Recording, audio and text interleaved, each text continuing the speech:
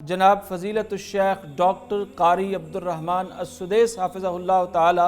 شہر ابہا میں تشریف لے گئے۔ یہ سعودی عرب کا سیاحتی شہر ہے، بہت خوبصورت شہر ہے۔ یہاں پر وہ قیام پذیر تھے تو قریب ہی ایک امریکی شہری سٹیو اس کا نام بتایا جا رہا ہے، وہ بھی آیا ہوا تھا۔ یہ بھی بہت بڑا سیاح ہے، بہت بڑا دانشور بھی ہے، کتابیں پڑھنے کا بڑا شوق ہے، دنیا گھومنے کا بڑا شوق ہے۔ تو یہ اپنے شوق کی تسکین کے لیے ابہا آیا اور اسے پتہ چلا کہ پڑوس میں مسلمانوں کے بہت بڑے امام، برس ہا برس سے مسجد الحرام کے خطیب، سال ہا سال سے مسجد الحرام کے امام، پوری دنیا میں مسلمانوں کی پہچان، جن کی لہلہاتی آواز حرم مکی میں جب گونجتی ہے تو اس وقت انسانی جسموں میں ایک تھر تھراہٹ سی پیدا ہو جاتی ہے اور ان کی آواز سے رونگٹے کھڑے ہو جاتے ہیں۔ ایک بار حج کے موقع پر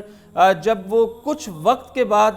نماز پڑھانے کے لیے آئے، یعنی ایام حج گزر رہے تھے، مسلسل دیگر ائمہ حرمین آ رہے تھے اور وہ نمازیں پڑھا رہے تھے، تو اچانک ایک دن آواز گونجی کہ اپنی صفیں سیدھی کر لو، تو ایک خوشی کی ایک لہر پورے حرم میں دوڑ گئی اور لوگ ایک دوسرے سے باتیں کرنے لگے۔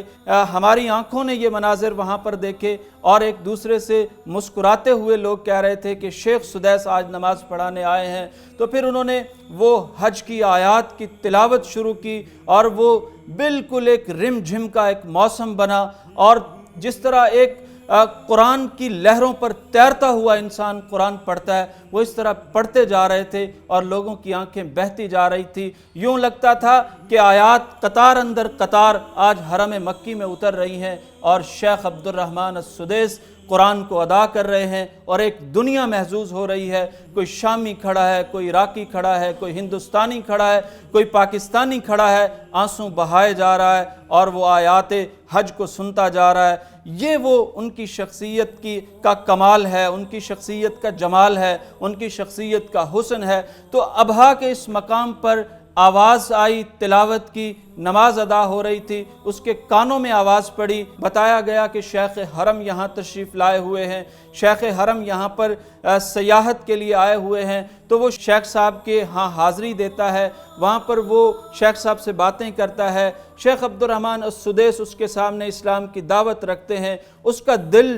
ٹوٹ جاتا ہے، پس جاتا ہے اور وہ اس محبت بھری دعوت کو رد نہیں کر سکتا، اور وہ شیخ عبدالرحمن السدیس کے ہاتھوں پر اسلام قبول کرتا ہے، لا الہ الا اللہ محمد الرسول اللہ پڑھتا ہے، اشہد ان لا الہ الا اللہ و اشہد ان محمد الرسول اللہ پڑھتا ہے۔ وہ نصرانیت کو چھوڑتا ہے، عیسائیت کو چھوڑتا ہے اور اسلام کی خوبصورت چھاؤں میں داخل ہو جاتا ہے، ٹھنڈی ہواؤں میں داخل ہو جاتا ہے اور جنت کے سفر کا آغاز کرتا ہے۔ پھر اس سے ایک امریکی صحافی سوال کرتا ہے، پریس کانفرنس ہوتی ہے کہ سٹیو تم نے اسلام قبول کیوں کر لیا؟ اس نے کہا ایک تو یہ آواز مجھے برس ہا برس سے چین نہیں لینے دے رہی تھی، اور پھر جب میں نے اس شخصیت کو اپنے سامنے دیکھا تو شخصیت کا ایک اور رخ میرے دل میں گھر کر گیا، اور پھر میں برس ہا برس سے کتابیں پڑھ رہا ہوں، سال ہا سال سے مطالعہ کر رہا ہوں۔ اسلام کے بارے میں اس نے 4 باتیں کی۔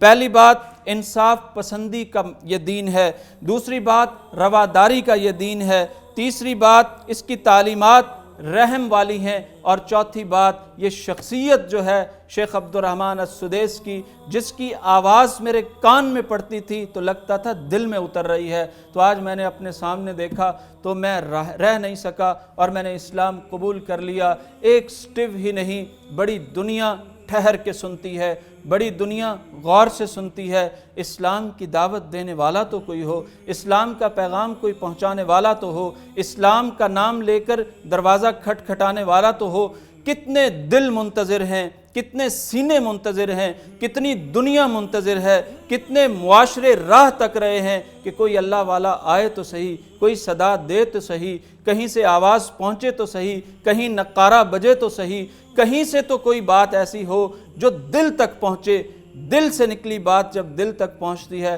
تو اللہ دل کے دروازوں کو کھول دیتا ہے۔